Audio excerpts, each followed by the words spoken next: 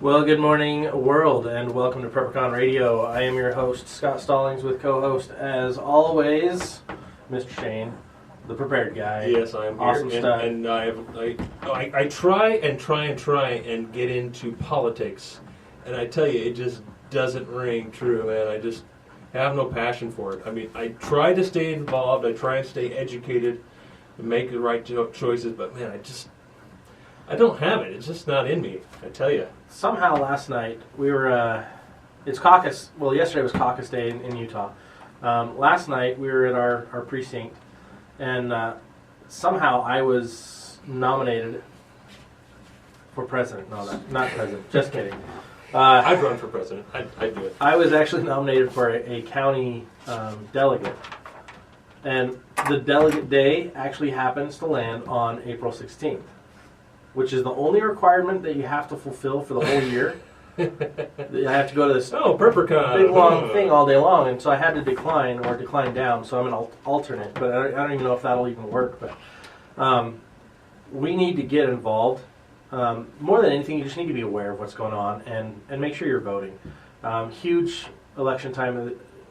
Everyone just needs to get involved and understand what the issues really are. It was really fun to be involved last night and to go to the local caucuses. I hope you guys, listeners all over, you're taking place and taking part in that. Because things are wildly out of control. And the only way to fix that is for the people to start taking things back, to start standing up, to start doing. And with that, let's talk about PrepperCon. Why do we do PrepperCon Radio? Why do we do PrepperCon, the event? Well, it's very simple. When we create prepared and self-reliant individuals and families, that bleeds into the community, because then we can create a prepared community. It takes just a handful of people to do something right to affect a larger population. And the same goes in the opposite. Yeah. It just takes a handful of people. Just look at Brussels. A handful of people can cause that much distress, that much destruction, that many problems. Well, I think when you learn to be self-reliant and depend on only yourself, it changes your view, it changes your outlook of the world and your representation. I mean, do you want to be a socialist state and not do anything for yourself, or do you want freedom and to do everything for yourself? It's about liberty at the end of the day. Yeah. Liberty is the ability to make decisions for yourself. And that's what we've been founded on. That's what this country is so great for. And there are so many other countries that have followed that path. Are they perfect? No. Are we perfect? Absolutely not. And that's why this planet exists. That's why we're here in mortality, and getting a little religious on you. But that is, we chose to come here, and the reason we are here is for choice. Choice is the reason. If that choice is taken away from us by whatever small means, which government as is, has taken away a huge chunk of our ability to choose for ourselves. And I think it's more than just government. I think a lot of times people forget about choice and consequence. Yeah, and we give it away. Always responsible to adhere to the consequences of our choices. Yeah. If you choose to buy a Dodge Dart, now you're going to have to drive a Dodge Dart. Some people love it, some people hate it. If you choose to go to Mozambique and pick up an assault rifle and do something stupid, you're going to have to be held accountable for those decisions. If you choose, there's so many things. If you choose, you're accountable. There's a lot of people in politics that are saying, well, you shouldn't have to be accountable.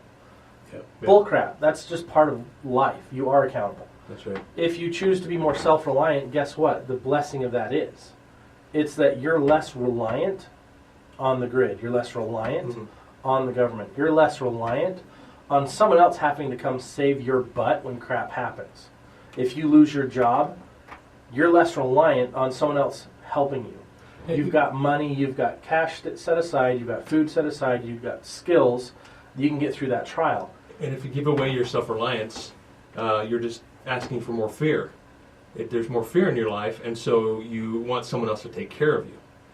If you're self-reliant, you really, I wouldn't say you have nothing to fear, but as has been said before, I prefer dangerous freedom to, I don't know, I forget the quote now, but I'd rather not be enslaved. Good. Yeah, it started out right. I need to brush up all my quotes.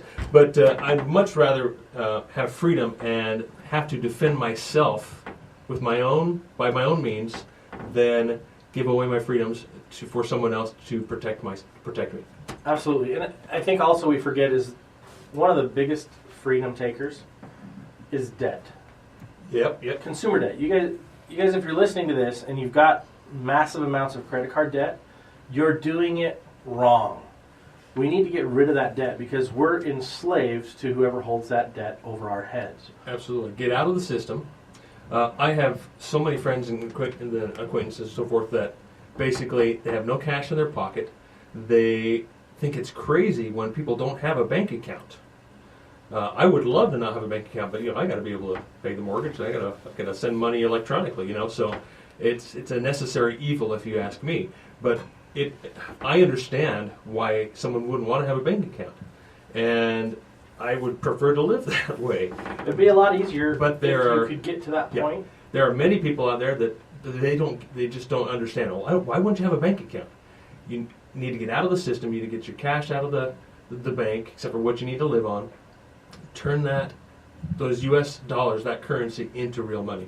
But we're way off our topic for today. No, that's okay though, because when you free flow, and that's what you get. Yeah, folks, we enjoy your participation in this. If you think we're crazy, call in, let us know. If you think we're awesome, call in, let us know. If you have opinions on how to be a better prepared person, whether you want to call yourself a prepper or not, join the conversation. The number here is 801-254-5855. We're going to start talking today about active shooter situations, terror situations. We want to talk about what you can do to better prepare for those and what you can do during those situations, how to get out of that situation, how to de-escalate that situation. There's a lot of different schools for thought out there. We're going to talk about the absolute bare bones basics because really when the crap hits the fan, you're not going to be thinking of the most elaborate way to do something. You're wanting the quickest, most effective solution, always. If you start wasting time trying to figure out some new action plan in the moment, it's too late. And that's the key in the moment. You need to make your decisions beforehand, come up with your plan now, and so forth. And obviously what's inspired us to talk about this is pretty obvious, the recent events over in Belgium.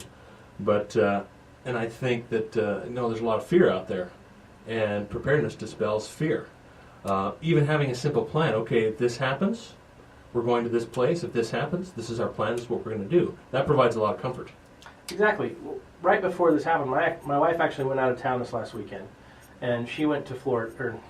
I don't even know where that came from. She went to California to visit family, and it was interesting. Before she left, she was like, "I'm worried something might happen." And I'm like, "Don't be. We're good." She's like, "Well, what if I'm out there and something happens?" And I'm like, "I'll come get you." I'm like, you know where to go. Mm-hmm. We have a rally point for every vacation. Mm-hmm. Cool. We have friends in California with multiple stopovers, I guess you could say, from there to here. And I was like, you go to this stopover and you stay there till I get you. I'm like, if I have to steal motorcycles, I'll do it if the crap really hits the fan. But I know I'll be able to drive my truck down there and be okay. Thankfully, nothing happened. But that conversation alleviated her fears because she knew, oh yeah, we've got a plan for this. Here's what we do. Yeah, that's great. That's the same thing for any time we go on a vacation together or any time we go, well, for example, next Monday I'm driving down to St. George. I'm taking our world-class Hurricane Simulator down to St. George. Right. I was going to ask you, that showed up. I guess you're taking we finally got that, so I'm super excited. The thing can knock over a 2,000-pound cow. And that's not even on full blast. It's legit winds. I mean, we're talking 180 miles an hour. We'll tone it down when you get in the simulator. It's going to be a lot of fun. Did you kick it up and test out your new house? See if no, we did not test it out on the new house. My house probably would not stand up. You don't have the hurricane windows installed yet, huh? My neighbor told me to open all the windows and turn the fan on in the front door, and I'm like, yeah, no. It's huge. It's about, on the trailer, it looks like it's about 10 feet tall, and it's a fun disaster waiting to happen, literally, because we can just turn it on when you want it, when you're ready. but we're going to have a lot of fun with that. But today's topic is, let's talk about how are we preparing for those crazy scenarios. We got a caller right now on line 3. Let's bring the caller on. Hey, caller, you're on K-Talk. What have you got for us today? It's a question that drives me nuts. It just absolutely makes me go berserk. Good morning, Elaine. That's my question. Okay, Elaine, what's your question? Okay. They say it has nothing to do with religion when you vote, right? Okay. Okay. Well, on this listening to Utah, that's about who we doing. Now, I'm a Catholic, and the rest, that word Mormon comes up all the time. Wow, I thought that he was a good Mormon. Mm-hmm. And then, on the other hand, they're saying religion don't matter. So I'm confused, so straighten me out. Because you know what? I think, this is here what I think. The only perfect person you're going to get is Jesus Christ if it comes down to the earth and you can vote for. Amen. Because it doesn't matter if you're a Democrat, a Republican, a Libertarian, as far as I'm concerned, they're all a bunch of lying dogs. Yeah. Well, any career politician is a lying SOB anyways, and you and I both agree on that. Career politicians don't understand what the Constitution was founded on. It was limited terms of service. Service being the key word. Yeah, and you know, the Constitution says a lot of things, but it's still not written in stone. You know what? Everybody needs to go to the Freedom Park. You ever been to the Freedom Park? Mm-mm. I don't think so. Where's the Freedom Park? It's in Pennsylvania. Oh, When you walk okay. through the Freedom Park, it tells you about all the people from the beginning to where we are, probably not today, but somewhere in the middle, of all the founding fathers. Yeah. yeah, actually I have been there. I was thinking there was something here in Utah that you were talking about. I was like, wait a minute. No, There's- Yeah. You know, Definitely not here in I'm Utah. sorry. No, I gotcha. Yeah, I'm from the old school. And when I vote for somebody, guess what? I vote my conscience. Yep. And that's like God. Now that's where your God-given right comes in. Absolutely. Yeah. Absolutely. And So just I like do want to vote. yeah, And just this like I was. is called names. Oh, they're a liberal. Oh, they're probably blah blah blah. On and on and on they go with their blowhard. Well, you know, it's funny because This is America, and you can vote for who you want. What? so true. We have to make our decisions based on our conscience. We have to do what's right for us. Good. That's right. Um, And hopefully when you go to the ballot box, you look over everybody and you vote your conscience. And you do your Now, homework. I admit it. I'm not ashamed of what I did. I voted for Obama. Oh, I got called a traitor. Mhm. I must be a liberal. Blah, blah, blah, blah, blah. But you know what? It don't bother me. Because I made a bad choice and I admit it. But I voted my Stand conscience. up to yeah. Absolutely. And I don't have to answer to anybody. How's that? Well, you're doing the right thing by standing up for what you believe in. I think more Yeah, people need to do that. Even if it's making a mistake, you have to stand up for what you believe in. And that's your God-given right. That's Awesome. So all this religious hooey-dooey, I call it, use that word, hooey-dooey. I need to use that more often. Hooey-dooey.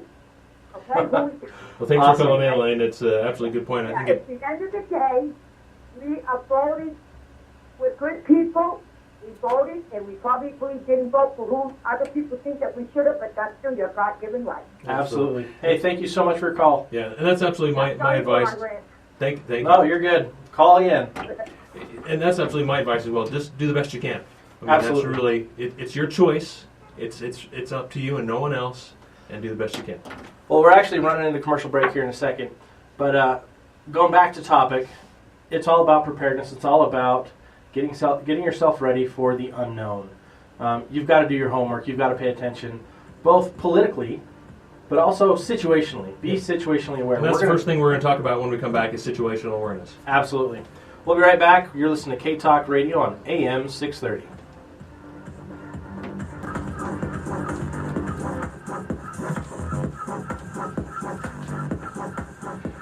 And welcome back to the Preppercon Radio Hour. Does your business serve the emergency preparedness and survival community? If so, you guys need to be at Preppercon this year, April 15th and 16th. Last year we had more than 11,000 in attendance. This year we expect quite a bit more. So if you're looking for survival and emergency preparedness goods, you guys really need to be there, and the classes are going to be amazing. So you can call 385-282-6686 to get signed up as an exhibitor, and go to preppercon.com to get your tickets. You can also sign up to be an exhibitor there as well.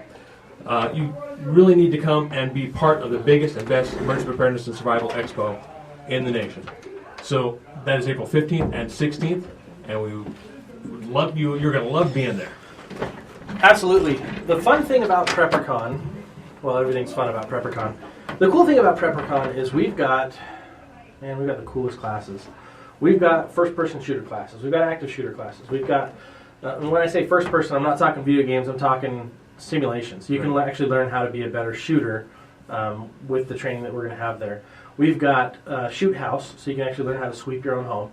Well, this simulated home, and that's going to be sponsored by ReadyMan. We've got a hurricane simulator, so you can feel what actual destructive forces feel like. We're not in a hurricane scenario geographically. It's just not going to happen in Utah. We can have tornadoes. We can have, rarely we can have tornadoes, but we can have them. It's good to know kind of what you're up against, and it's fun to do it in a safer environment, so that we've got that. We've got a food storage cook-off. Who else does that? I've never heard of anybody doing it.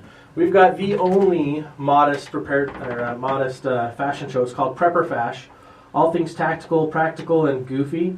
We've got, last year we had a that was fun. Mylar prom dress. We had duct tape dresses. We had the Ghillie fun stuff. suit. But then we had ghillie suits. We had full-on tactical Body gear, armor. body armor, bulletproof backpacks, some cool first aid. I just everything. But then we've got classes on, EMPs, classes on first aid, classes on canning, classes to help you get started. If you don't know what you're doing in preparedness, come to PrepperCon. Most of the classes are free.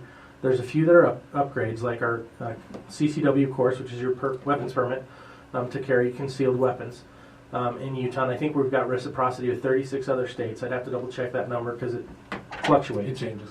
But you can get the entire process done there, and then you've got your paperwork to take into the state and get your license. In addition, we've got Kyle Bell, Ben Bell from Mountain Men off History Channel. We've got one of the most popular doomsday preppers. I was going to say, can you announce him yet? Tim Ralston. Very cool. Dude, he's one of my good friends. I freaking love this guy. He's an inventor more than anything, and he's invented, you've probably seen this tool, the Crovel. It's a crowbar shovel with a hatchet blade and a saw blade. Good design tool.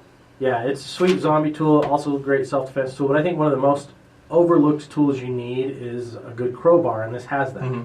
So anything that can be multi-purpose tools, great. So he'll be there. He's showcasing his new bug-out vehicle. We've got new products that are going to be showcased from a lot of different companies. They're waiting till PrepperCon to show these things off, to announce them, to unveil them. So you need to be there. You can get your tickets online, preppercon.com.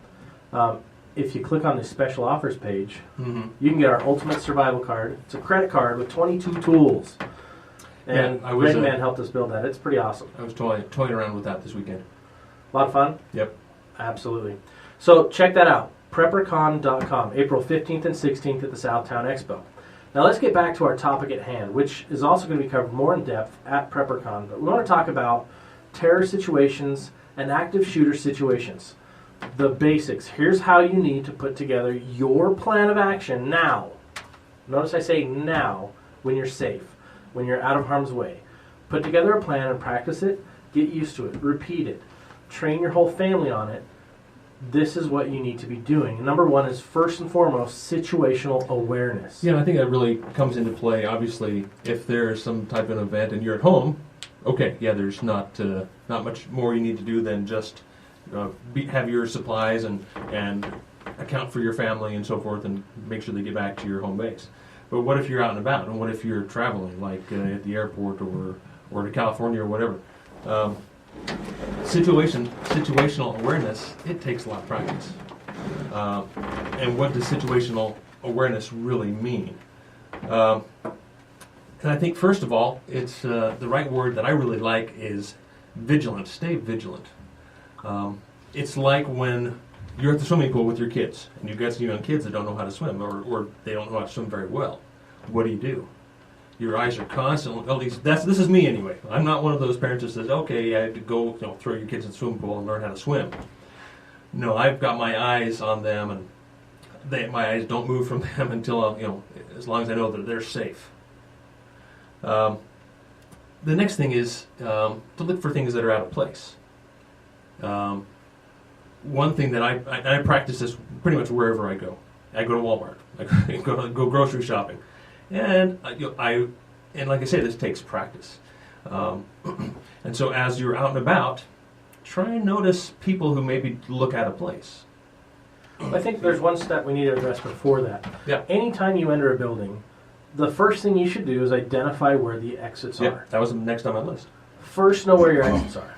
Then, start identifying any possible threats. Mm-hmm. And that's part of situational awareness. So it's check, where am I? Where am I going? What are my safe spots? But also look for barricade or blocking devices. And make sure you're paying attention to who's around you. Because like Shane was saying, there are people that will definitely look out of place. You may have to do a little profiling, but if someone looks unusually irate, you don't have to profile for that one.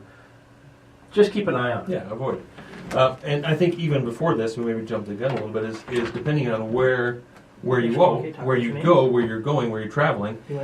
Your first step should be to first determine what is it that can happen wherever you're going. If you happen to be going to France, you obviously know what you need to prepare for, what you need to be thinking That's about. actually a really big If you are just traveling to California, those are going to be much different possibilities going to there or going to the grocery store. So first, determine what are the things that can happen. Is it an active shooter that could possibly happen? Is it bombing? Is it something simple like that? So first determine what can happen, and then you can make your plans according to that. And then just as Scott was saying, is make a plan, and when you're making your plan, look for your exits. I personally like to use back doors, and I teach my kids to use back doors and to use rabbit trails, how to lose tails and so forth. So I like to take back doors and the less traveled entries, exits, and so forth to wherever I'm going, whether it's grocery store or whatever. Awesome. So say for example at Walmart, if I like to go in like the tire entrance or the garden entrance rather than the main entrance because I'm avoiding more people. And personally, I don't like to be around a lot of people. It can be difficult. Absolutely. Thanks, and so that's one of my first steps is I like back doors. I think back doors, side doors, those make a lot of sense. Some places, like when you walk into a restaurant, there's not always a lot of options. But fire exits, emergency exits are one of the most often overlooked escape methods in a shooter scenario. Other than a fire, that's one of the... People just don't think about it. I don't understand. There's an exit. Go out that one. Everyone's rushing for the front door. Yeah. Who cares if an alarm goes off? Take it. Yeah. If there's a problem, get out. And that's actually, if you look at the Department of Homeland Security, their first thing they talk about if you encounter a scenario is flee. Is run, yeah. It's run. It's escape. A lot of people will think, I'll take out the shooter. Well, if the shooter has a semi-automatic or an automatic, and you have a 9mm and you're 100 yards away, you are not going to get to them to do anything. Time to make any difference. Yeah. But you can get your family out of the scenario if you can get to the closest exit, or take the next smart precaution. But definitely look for an exit as you enter every building. That's the first thing you should be doing, and then start scanning. Keep your eyes open. If you're in a restaurant, sit in a position where you can see the doors, especially the main door where everyone's coming in and out. If you can see the kitchen door, that's also even better, because if someone's planning this out, they've taken months and months typically to plan out their attack.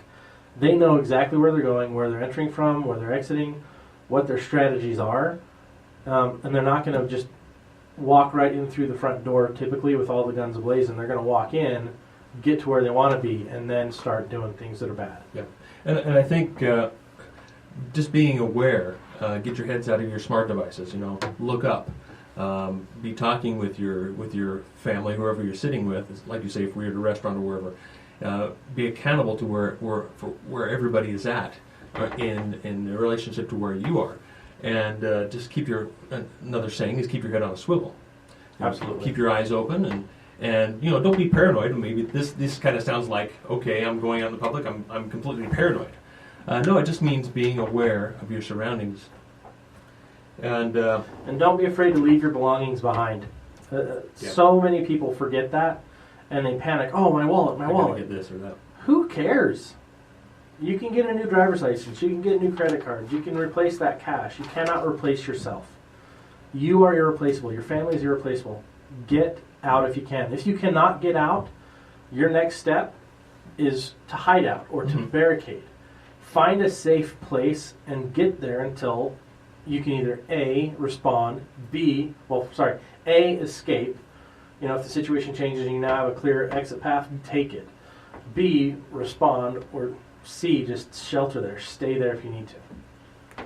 So I think a lot of times, you know, a lot of people forget, okay, hide out. Where can I hide out? When you're walking into a building, start looking for places that are a little more secure. And a lot of people are going to freeze up, and their first instinct is going to be to shelter in place or to hide, but that's not always the first best choice. First best choice is to get out of the situation. Absolutely. Always, always, always first escape. Second, hide out. Yep. Sometimes this means, you know, barricading a door. If you're in a classroom, barricade the door so nobody can get in there. You can use a belt. So most schools, they've got those automatic door closers that are up above. You can actually wrap a belt around those arms, and that'll keep it from opening up. You're actually creating a lock for that door. You know, put other things up against the door. And this is if it opens out. Because if it opens in, you can put everything in front of the door to stop them. If it opens out, you can put everything in front of the door on the inside. They can still open the door and shoot through whatever you've got blocking it. But the more barricades you can create, the better. Absolutely. And so making a plan is extremely important, and that everyone in your family, everyone in your group knows the plan and knows exactly what to do if there is some kind of emergency. And then not only looking for exits, but then further planning beyond that to an evacuation route. Say, you know, if we look at 9/11, and if we were tourists in downtown Manhattan, and we didn't have a plan, okay, where are we going to meet up? You know, what's the plan to get back to our vehicle? And what supplies and such do we have in our vehicle that are going to allow us to get further away from the situation? Absolutely. You know, just like when we started this discussion, we talked about my wife being in California, where she was going to go if something happened, where we were going to go meet. We had the same plan for house fires. Obviously, we're not going to meet in California. We're going to meet outside at our pre-designated location. If there's a power outage, we have a plan for that. I mean, we put together plans for all the different scenarios that we're going to encounter, and then we review those and we practice those so that if something happens, we're not caught completely unprepared and caught in a situation where we cannot respond. If you fall into that scenario where you don't know what to do, take the time and get prepared. You will thank us later. Take some time right now, and I want you to write down if there's an active shooter situation in Salt Lake, if there's a terrorist attack in Salt Lake. Think about where you're working. Think about where your family's going to be. Let's just say it's 3 o'clock in the afternoon. I want you to be able to identify it right away where everyone is typically going to be at that time of day. I want you to do the same thing for 11 o'clock. I want you to do the same thing for a Saturday afternoon, 1 o'clock. The reason I'm saying that is because most situations happen when the population is at its densest. So if you can avoid shopping during the densest time of the day, Saturday morning, everyone's out shopping, that's prime time, right? I love to do my shopping in the evenings when there's less people there, like after 7 o'clock, because if you're like me and you hate 15 people in line at the grocery store, it's just, I can't handle that. Yeah, I agree. So find alternate solutions, but know where everyone is. So first, know where everyone is. Second, from there, where is everyone going to meet? And I want you to consider if everyone's on foot. If you can't get to your cars, where would you all meet? Where's the safe place? Because if you don't have a rally point and you can't find one of your kids, you're going to be freaking out for a long time until you find that kid. You know, what I wanted to get to in our final segment is to talk about, I guess, gear and everyday carry stuff, but talking about your feet, that to me is a very important topic. If you have to get away from danger quickly and you're wearing high heels or if you're wearing flip-flops, can you sprint in those or take your high heels off and spread away from danger. So for me, footwear is a very important aspect of my everyday carry of my EDC gear. What kind of shoes do you wear? Are they appropriate to run in? Can you change your footwear that works for your professional environment, whether you're sitting in an office all day or whether you're stocking shelves or whatever? Absolutely. I think it's something that we usually forget. When I worked in the office scenario, office environment, I loved that there were so many women that I worked with that had a second pair of shoes at their desk. But the problem is if something happens, are they going to be responsive enough to switch their shoes? Or clear-minded enough to be able to say, I got to grab my shoes because they're broken glass or whatever. Exactly. And I'm not going to be able to take these crappy shoes on that look nice but don't feel good.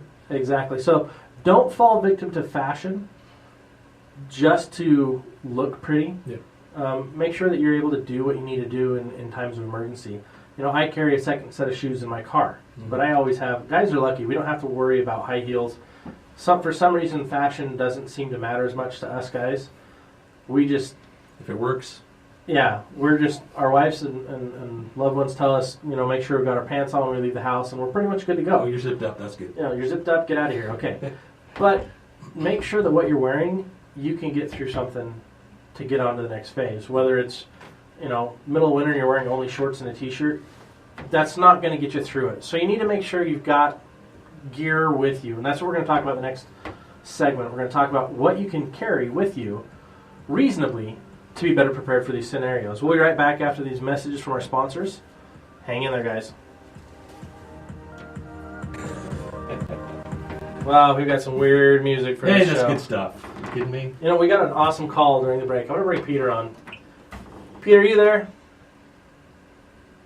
Can you hear us? Oh, turn him up. I forgot to turn you up. Are you there?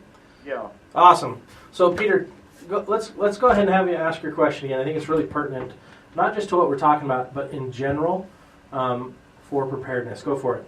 Yes, related to preparedness in general, including this, but what would be the best program or the best planning for somebody who's handicapped or somebody without sight and supposed to really get their situation awareness and what's the best grouping and for any situation, disaster, including this, and what's the best survival, particularly for long term, and what about here and that, and is there a way to put on a plan where we're focused on the handicap and vision handicap and them, and what do we do for survival to get?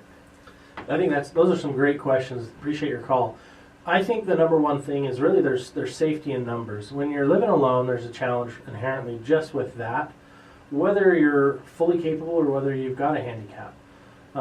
But having a group to be able to communicate with, having a backup communication plan, I think is one of the most important things.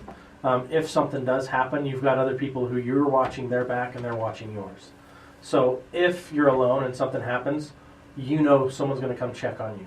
Or you've got a rally point to meet them with. Doesn't have to be, so when we talk a lot about family, know where your loved ones are, but also community. Know who's your group for emergency response. Who are you going to meet up with? Have that clearly identified, clearly outlined, and have everybody have a copy so you all know here's where we're going and what we need to do. I think that's the first and foremost thing is you need to have a plan in place.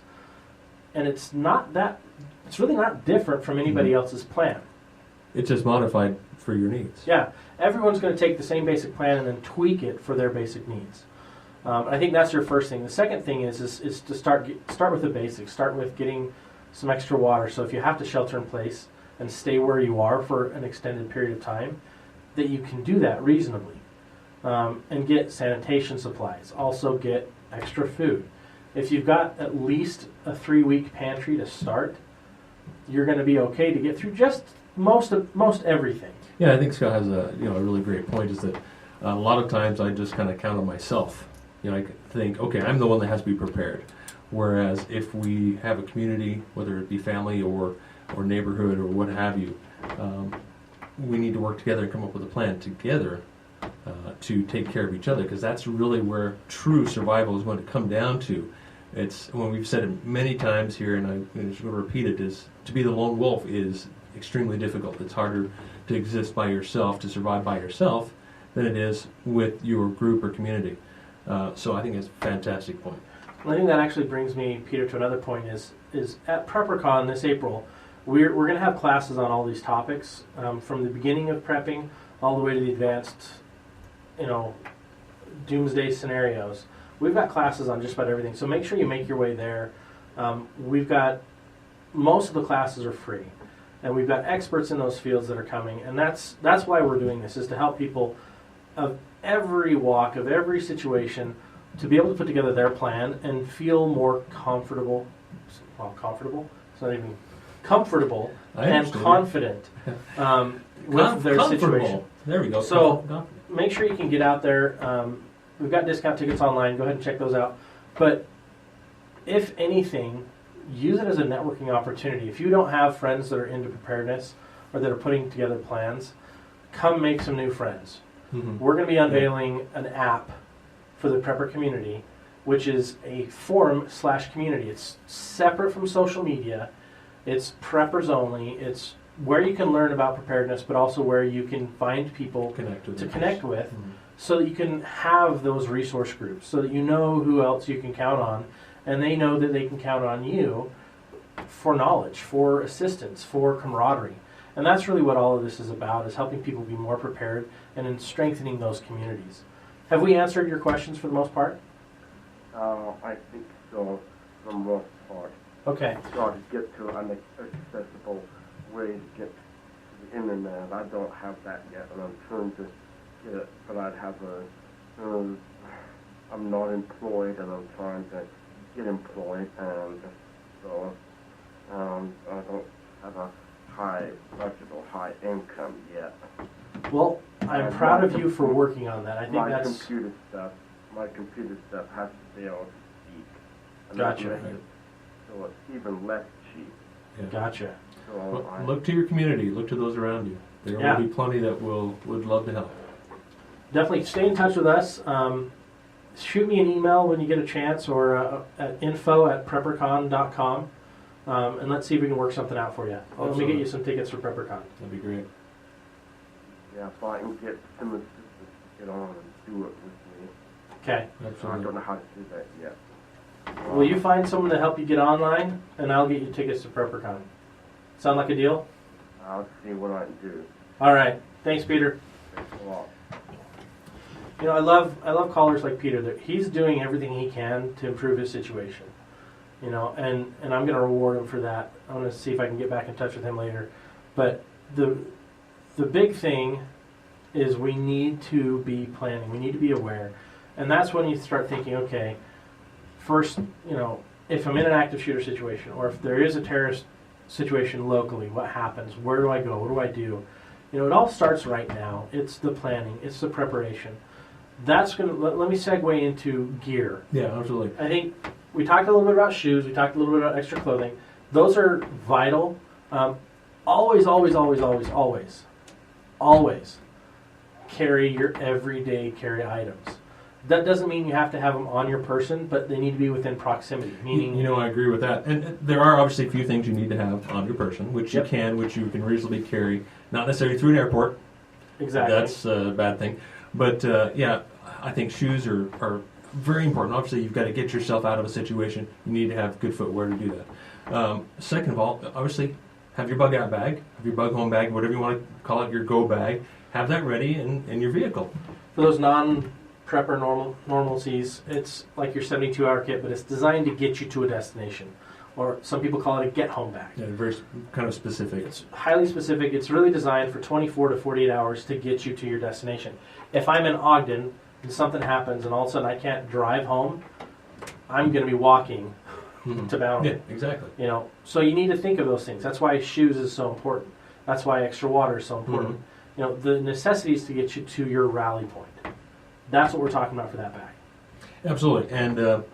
And we've talked about EDC all the time here, and I'll just touch on a few things real quickly. Of course, one thing I think is very important, and we find if we look back at the recent attacks, if you're in the subway, if you're in a place that's dark, and there's an attack, you lose power, do you have a flashlight? Absolutely. And it's on your person where you can get to it. And it doesn't have to be, I mean, a nice bright one would be ideal. A nice 200 plus lumen, what you may call a tactical flashlight, would be ideal. But even if you have something on your keychain, which a lot of people do, just have a small... Almost everyone has a cell phone. Your cell phone has a light on it. Turn the freaking light on. But your battery has to be charged too. But yeah, be aware that you've got a light right there on your phone. Of course, a pocket knife for me is always very important, and of course your personal defense weapon, whatever that may be, handgun, whatever. We won't get into that. I carry around a cannon. Okay, cool. Yeah. Strap that on your back. Old World War II. No, I'm just kidding. Minigun. Make sure you've got some self-defense training as well. I think what we often forget about is what we can carry in our mind. Our mind is the most powerful tool we have. And if you have skills, if you have knowledge, if you know how to do certain things that most people don't, you're going to be able to get through just about any situation better than the next guy. Mm-hmm. And you'll be a very valuable resource to other people to be able to provide assistance, provide aid, and to help the community. So make sure you're packing knowledge. Absolutely. First aid. Yep, I was going to get to that. If you don't have a first aid kit on your person, which is fine, you can have a couple band-aids here and there. Mm-hmm. Know what you can do to create a makeshift bandage. Also know where the first aid kits are where you are. That's true. There's usually a first aid kit at every security station in the mall. Mm-hmm. Every kiosk, information kiosk, is going to have a first aid kit. Or in the back, in the back, employee area, and so forth. Yeah. But I think more specifically, if we're looking at the recent events, Band-Aids are not going to cut it. Nope. Band-Aids are nice for conveniences. Your kid gets a cut, whatever. But you need to have a trauma kit. And a trauma kit is usually equipped with items that will sustain a life in a very traumatic injury, like an amputation or a gunshot wound or... So large bandages. Something that threatens your ABCs. Tourniquets are probably one of the best things you can put. My favorite is a RATS tourniquet. Absolutely. You can check those out at readymanstore.com. Or I think MyMedic carries them now. Mm-hmm. But RATS tourniquets, designed by Special Forces guys, you can actually apply the tourniquet one-handed. Yourself. Very quick. And it's imperative that you have these types of tools handy. And you know how to use it, and you have to be practiced at it, especially when it comes down to a stressful situation. You're not going to, and if you have to apply it on yourself. Absolutely. That's why we keep talking and stressing about planning, and not just planning, practicing. Practice, practice, practice. Practice does not make perfect. Perfect practice makes perfect. Know how to do things. Try them right-handed if you're right-handed, and then try them left-handed if you're right-handed. And if you're left-handed, go opposite. Learn your dominant hand and learn your non-dominant hand. What if your dominant hand is the one that's injured and you can't do anything? What if you have other limitations? Try to find ways to work around it. That's the key. The key to survival is adaptation. Practicing these skills, working with these different techniques, working with the tools will only get you so far. It's becoming proficient with them. That's when you're in the sweet spot. Yeah, absolutely. A few other things that I would recommend to have in, say, call it trauma kit, call it your everyday carry bag, which I personally would prefer to have right on my shoulders. It doesn't have to be big, but there are a few really essential things that I would have in that, especially for an event like we saw yesterday. First of all, of course, tourniquets, and more than one. Here's something that's very easy to carry in your purses, respirators. Not necessarily a respirator, but the N95 masks. Yeah. Respirators are obviously a little bit different, but also know that there's N100 masks, there's P100s, that it has to do with particulates. But at least have something minimal to cover your face with, whether it be for some type of a chemical or a pandemic issue or it could just be debris. Exactly, dust and debris. A lot of people who survived 9/11, some of them died due to cancer caused by the debris. Exactly. We need to have situational awareness enough to have those things in our kits. If you don't have them in our kits, what are other alternate solutions? Mm-hmm. You can rip your sleeve off and wrap it around your face. Yep. T-shirt sleeve is actually pretty good. It ends up being about an N50. Yeah, it's not as good, but it's a start. It's better than nothing. But also keep in mind that if you have these supplies with you, not only can you get yourself and your family out safely, but you can render aid. If there is dust in the air and you have to get yourself out because you can't breathe, how are you going to be able to help others who need to be pulled out of that situation? If you have a N95 mask, if you have a respirator of some kind, it makes a big difference. And if you're bearded like myself, most respirators don't work for you. Just so you know, if you get hit with mustard gas, you're going to get hit with mustard gas. You can put your mask on all day long, but our beautiful beards... It's going to get through. It's going to get through, and that's why if you look back at World War II, look at all the photos. Nobody had a beard for a reason. Mm-hmm. They were very aware of what could happen. So you're saying I should bring a razor with me? I got to start sharpening my knife to a razor fine edge so I can just shave it real quick there. We're running out of time. I want to thank you guys for being part of PrepperCon Radio. Tune in, stay tuned. We've got Liberty Lineup next. Always fantastic, always politically charged with cool information. I believe it's Liberty Moms today. Stay tuned. You're listening to K-Talk Radio. Thanks for hanging in there.